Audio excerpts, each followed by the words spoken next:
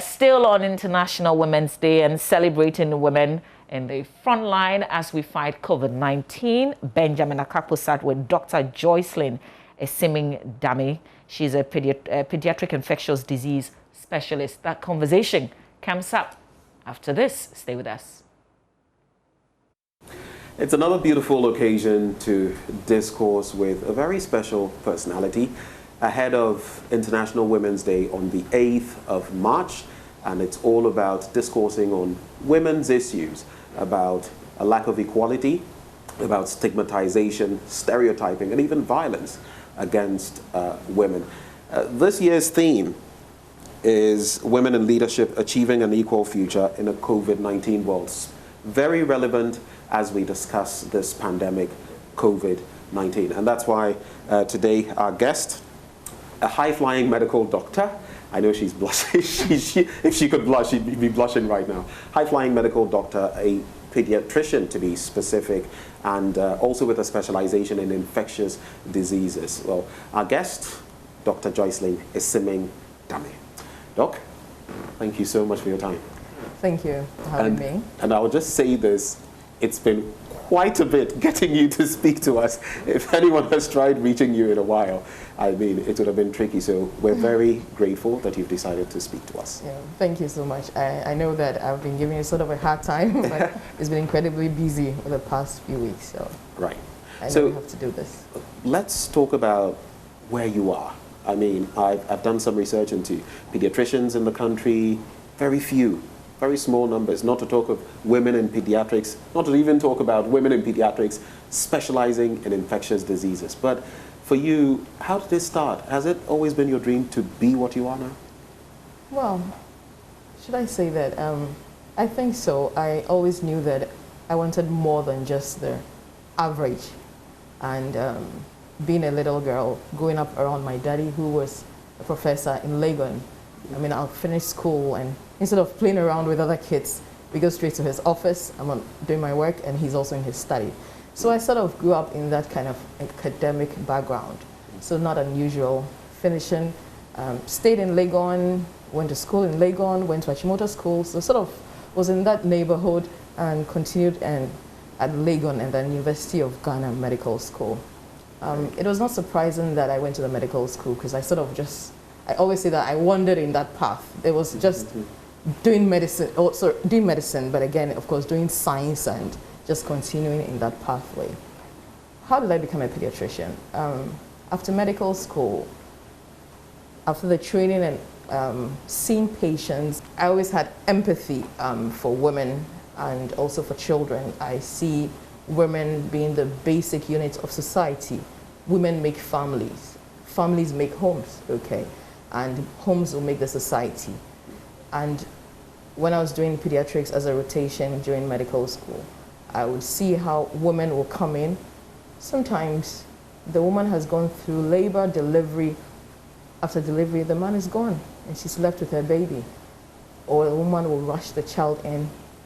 You're looking for the father and there's nobody, okay? I always saw women suffering and I always just thought, this is something that I would like to be part of. You know, how do you educate them? How do you support them?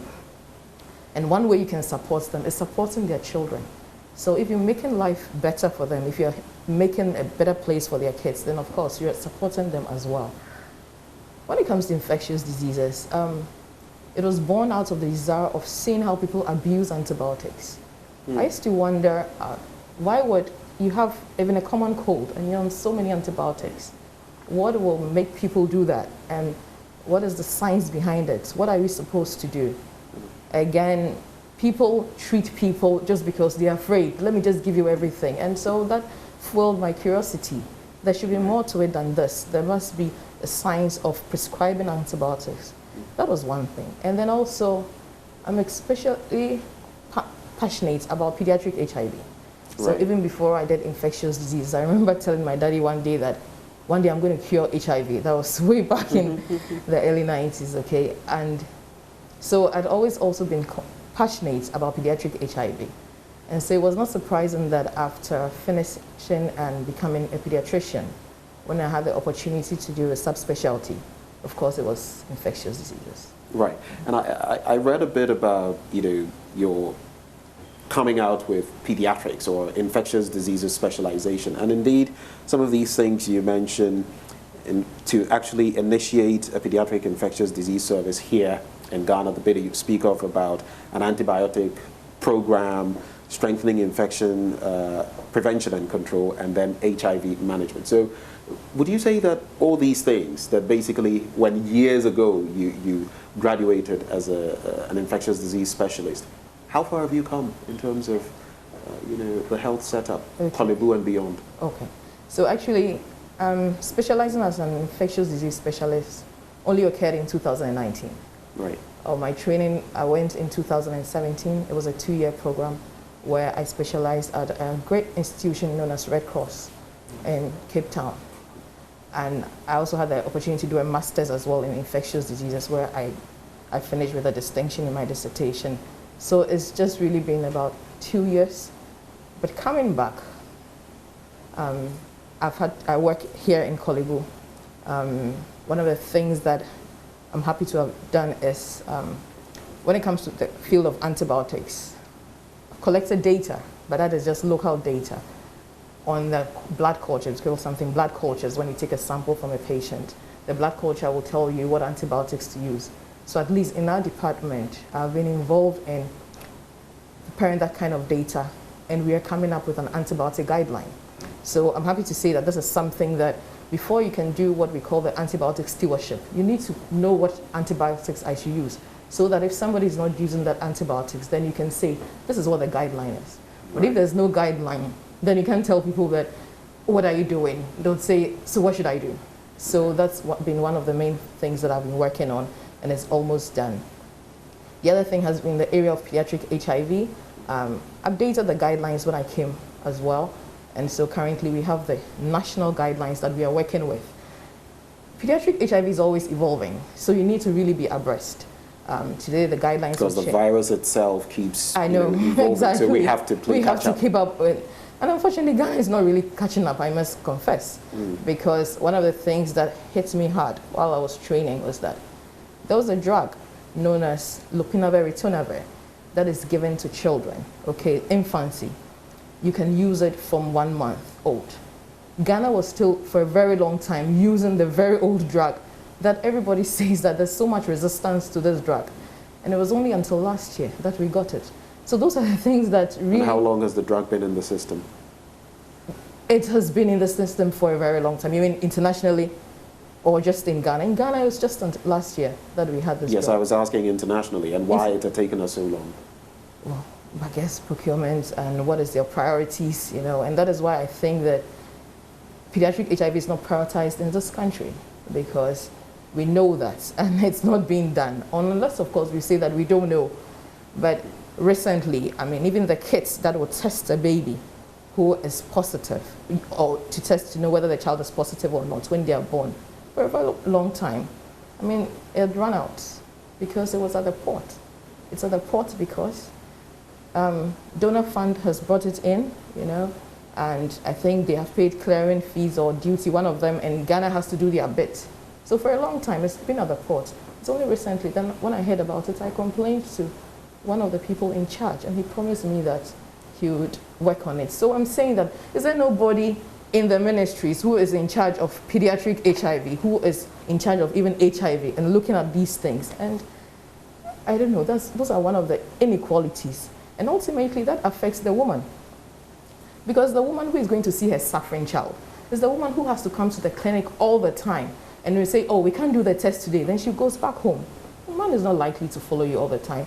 It's the woman. So these are some of the inequalities. And people just assume that when it comes to inequalities, it's just about the workplace, it's about the positions. But these are the little things that we should also look at. How a woman will have to wake up every time, come to the clinic.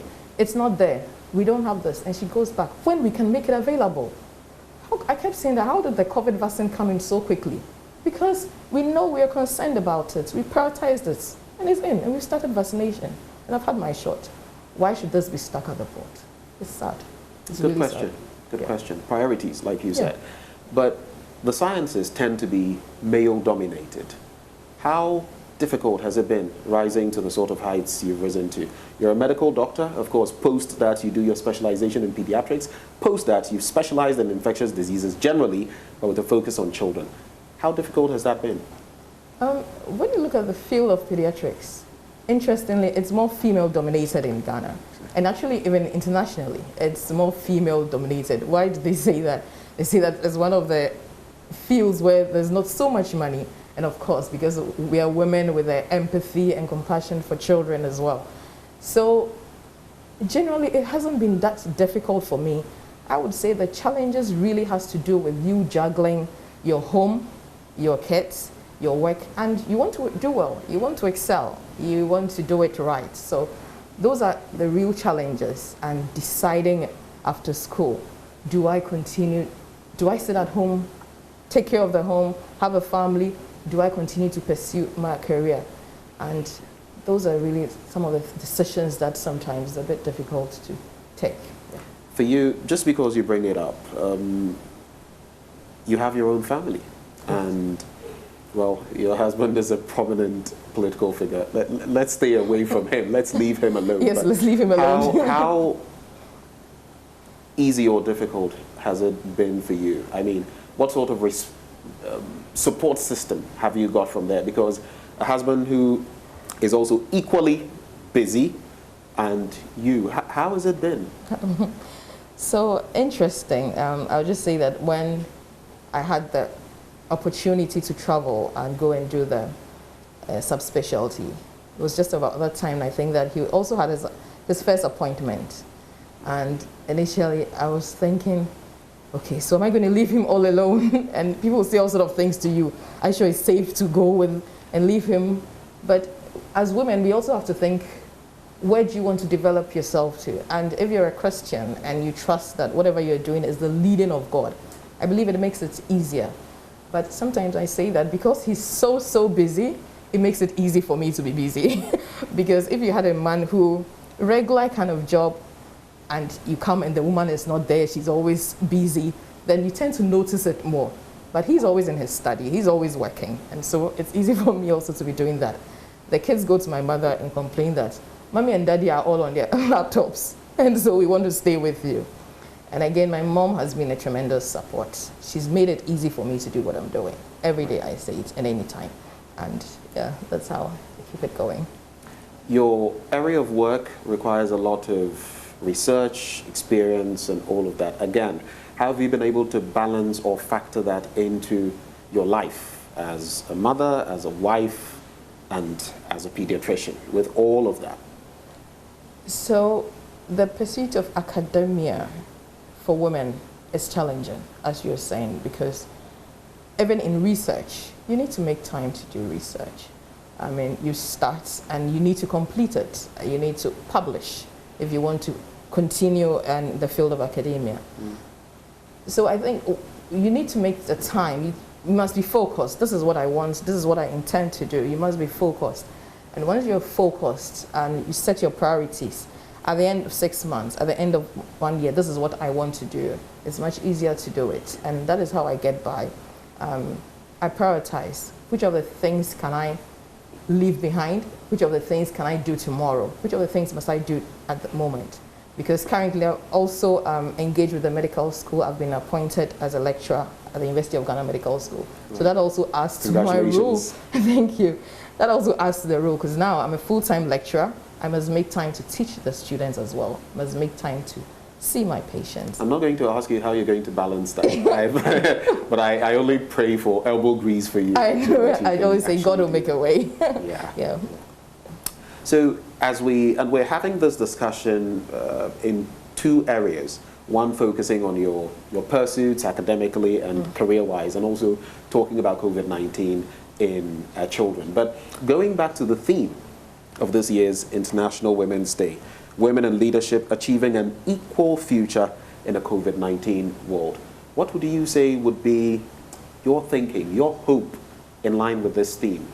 Okay. Especially in a year like this where we have a lot of women on the front line battling COVID-19. Absolutely.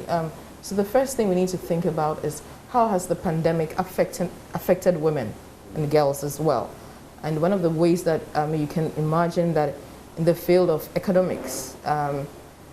Women, their jobs, I mean, they'll lose jobs. Women are more likely to lose their jobs even more than the men. In the field of health, because there'll be disruption of certain programs. I mean, reproductive sexual programs, mothers assessing antenatal care, disruption to that, okay? And then also, even in the home. You can imagine the first lockdown and how maybe women would have been impacted. Women who maybe needed antenatal or something, care related Exactly, how it disrupted that. And also women who were caring for children primarily. Now if the schools are closed, as women again become the primary caregiver. They need to take care of the children, they need to put food on the table as well. And even domestic violence. We heard about the incidents of domestic violence. Yeah. So the first is knowing how the pandemic has affected women and prioritizing the things that have been lost.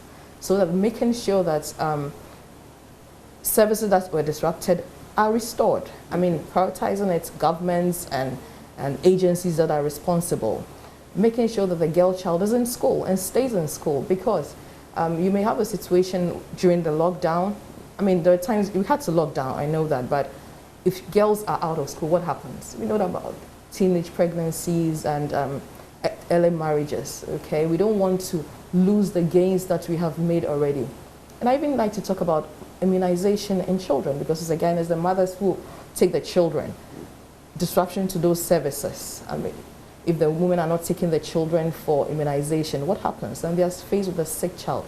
So making sure that those programs are still in place and being responsible, I mean, and education, and it goes with a lot of education. So I always say that as we discuss the COVID protocols, the things we shouldn't do, we need to talk about the things we should do. Right. And I was happy that the issue of domestic violence was raised. I mean, we need to talk about the things that we should be doing right during the pandemic so that we don't lose the gains. And that is how women can continue to stand strong. Those who have lost their jobs, is it possible to give them loans for them to build up their businesses again? We should prioritize those things and make it better for other countries are doing it. It should also be part of it. Why not us? Yes. Right. Let's move on to the second leg now. Sure. And talk about COVID-19, more specifically in children and lactating mothers or pregnant women. What is the real situation when it comes to COVID-19 in children in Ghana in recent times? In fact, I recall sometime around April last year, you were speaking to some of these issues, and back then you made mention of the fact that there was no specific data, because we're still learning about the virus, to back mother-to-child transmission. Now we've seen a lot of children, some months old, days old, contracting the virus. What is the current state when it comes to Ghana? So again, the data is still evolving, and I'm even currently involved in one study that is going to look at whether really babies get infected in utero or not. So this is data that will come from Ghana that we will know. But I mean, when you say in utero, you mean basically while they are still... While they are still. So is it transmissible? Right. Okay, that's what it will be looking at, and that will inform practice. But then other data has come where suggestive, but nothing really conclusive. But again, in pediatric COVID, I'm always talking about HIV, pediatric COVID, again, we know that the disease is not so severe in children, but children also can get severe disease, especially children who are under 1 year, children with underlying illnesses, malignancies, okay, sometimes children with asthma. Data is not so clear even on children with HIV, but we know that children with comorbidities can get very sick. We also know that those data that we collected within 2 sites in Ghana, out of over 3,000 people that were infected, only about 300 were in children. Infections were picked up in children. So this is quite low. It shows that, and that is children 18 and below. So again, we know that the disease, children are not the face of this pandemic, is the first thing. They're not the face, but they can get sick. But again, is it because that they don't get sick that we don't test them? So we don't even pick them to test them. Of course, there have been some clusters of infection in school, but I think this really reflects the community spread more than infection from school. So as far as our country is concerned, the infection rate in children is not alarming, but it's something we ought to be looking at all the same, because Absolutely. the numbers are still a cause for concern. Of course, absolutely. We can't ignore and pretend that it doesn't happen in children, or it's so low we shouldn't be concerned. We should be concerned, especially with children with underlying comorbidities, as I said, and the very young ones, those less than 1 year. But we should also remember that there are other viruses, seasonal viruses in children, and this is a virus, and it will present the same way. Okay, there was actually one study that showed, they looked at children with probable COVID. Probable as in they did not actually detect the virus. And then those who actually had COVID, confirmed COVID-19 disease.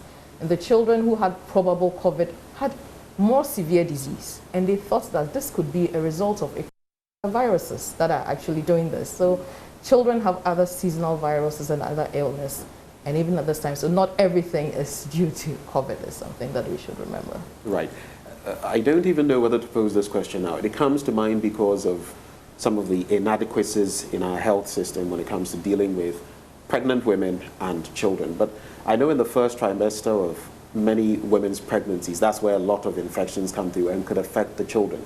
Especially with COVID in the system now, do we have any mechanisms in place, especially for women in that first trimester of pregnancy, to ensure that maybe some of the likely consequences, since we really don't know whether COVID can or cannot be transmitted, do we have any mechanisms in place like that?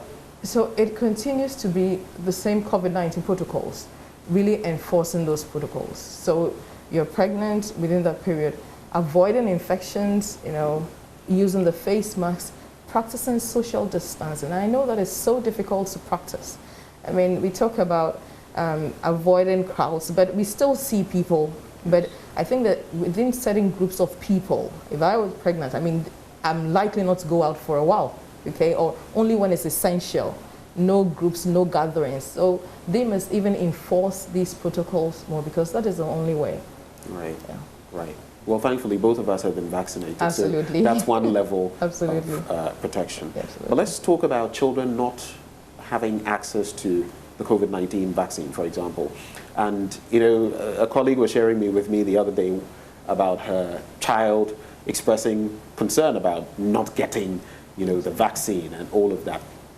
What are the real dynamics? You spoke about obesity, for example, one of those comorbidities, but Absolutely. there's also child obesity. So Yeah. why are children not getting the shot? What's the rationale? So simply the trials were not done in children. So the trials were done in children, somewhere in children 16 years and above or 18 years and above. But currently, I know there are trials that are going on in children 12 to 16 years that are going on currently. And only after that is completed will that age group be open, and then they can come to the younger age group. I believe the focus has been on the adults, because they tend to have more severe disease. And from what we've described, I mean, the children have less severe disease, so the focus have been on them. But we know that even vaccinating children also protects, okay? Because if it protects other people elderly people with comorbid conditions, because if they're in the community, they're in their homes as well, and they are asymptomatic, they can transmit. And we know that asymptomatic transmits. I mean, this is one of the things that now we know about the virus, that even if you're asymptomatic. So I think eventually it should come to that, just the same way that the flu shot is given to children as well. Right. Yeah, this should also happen.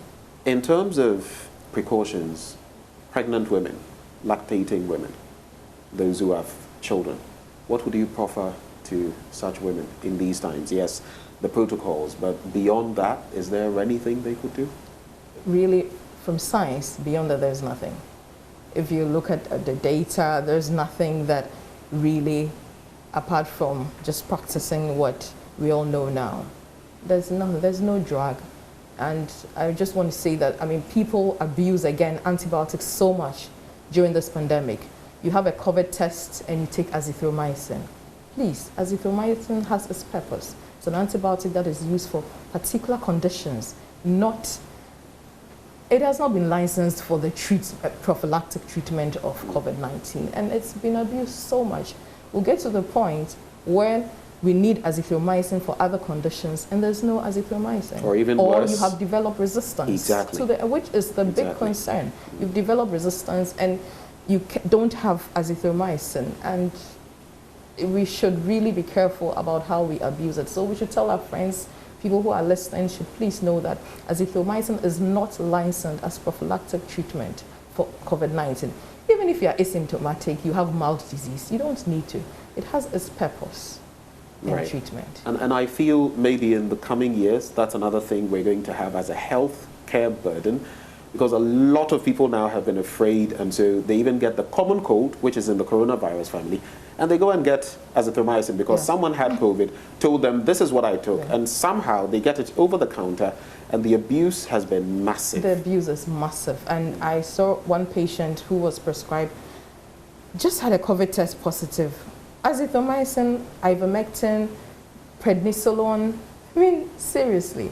And the person was even diabetic. And we know that steroids can alter your sugar level. Okay, so let's all, as physicians as well, we should be careful of the things that we are prescribing to people, so that not just we end up seeing the effects of the pandemic as some of these things like resistant organisms. Some of these antibiotics we are taking, I mean, some of them are 500 milligrams and the rest. So antibiotics, and even it's pretty on the high end. Could these kill? I mean, it just came to mind, like the cocktail you just spoke of. Can it affect someone to the point where it could kill the person?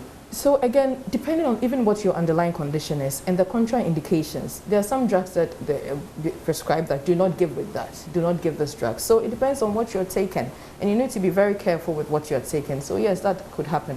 But really, 500 milligram azithromycin is actually standard dose for an adult, so that is okay. But I know somebody who had been on azithromycin for as long as 10 days. Azithromycin is usually taken for about 3 days, right? Yes, 3 to 5 days, depending on the condition. The person had been on azithromycin and had been on amoxiclav since, I mean, prophylactically, in and out, the periods that he's just taken it. And that could be fatal. That could be fatal, because you could end up with a diarrhea, you could end up with dehydration, and then look at what has killed you, not the COVID. Quickly back to babies. I know with viral infections, fluids and all of that usually are culpable. Can breast milk, for example, assuming a pregnant woman has COVID, she has a baby in there gestating, can breast milk, or gives birth to the baby, can breast milk actually pass on the virus? What does the science say about that? Okay, so currently, again, there's no data, and I'm happy to say that breastfeeding mothers who are fit, who are well, can breastfeed their babies. Okay. They just need to put on their face mask and then continue to breastfeed the baby as they should. Okay, so as we get ready to wrap up, schools are back in session. The children are out there, and unfortunately, I've seen videos of children simply not adhering to the protocols, or maybe adhering in school. Once they're out, the masks are everywhere and all of that. In these times, what would you say to women, mothers, parents, I should say, because it's not only the duty of mothers to do this, and the children themselves? You are in the thick of things. You see when they come here. Yes. And so even in our OPD, every morning, there's an announcement that's made. We go on the ward, we see somebody with it, we tell them. We just have to rehash the message, because it's not easy. I mean, it's a new thing. We shouldn't even be talking for so long with a face mask. It gets uncomfortable. And that is why it's not just the face mask that will protect you, but the social distancing, because ultimately you end up removing the mask at a certain point. So we really just need to continue the education, and as part of a program in this hospital known as Infection Prevention and Control, we go to the schools around us and we educate them. And so I think that is what people must do, people who have the opportunity. You just go to the schools, you talk to them, and their teachers continue from there. All right, so to wrap up the entire conversation, we're talking International Women's Day, the 8th of March, and you are one of the high-flying ones. Really? I'll repeat I didn't know that. Yes, I don't think so. I'm sure there are many girl children, many youth who are watching you now and thinking, wow, I would like to be like her. What would be your message to them on a day like that? What I would say is that women should, girls, we should focus on the nobler things of life. We should try and carve a path for ourselves. It's not, we shouldn't just think that we need to depend on a man for anything that we need all the time. Well, as we celebrate International Women's Day, Joy FM and Joy Prime serve you with 3 Music Awards Women's Brunch 2021. Tune in tonight to the special 3 Music Awards Women's Brunch 2021 hosted by Na Ashoko with dazzling performances from Yaya and Ife Grace, with appearances from Jackie, Adina, Diana Hamilton, the ladies of the 3 Music Awards Board, and Whitney Wache Mensah. It's live this Monday, 8th March 2021 at 8 p.m. So join us celebrate women on Joy 99.7 FM and Joy Prime TV in HD on HD+, also on Facebook and YouTube. The Women's Brunch is brought to you by 3 Music and Joy Entertainment and is powered by HD+, 3 Music Awards 2021 HD Partner. Experience high definition quality television on your HD Plus decoder on Joy Prime with support from Nasco Electronics and Volta Hotel Akosobo. Up next on the AM show, we wrap up with Showbiz, and it's coming your way with Caddy.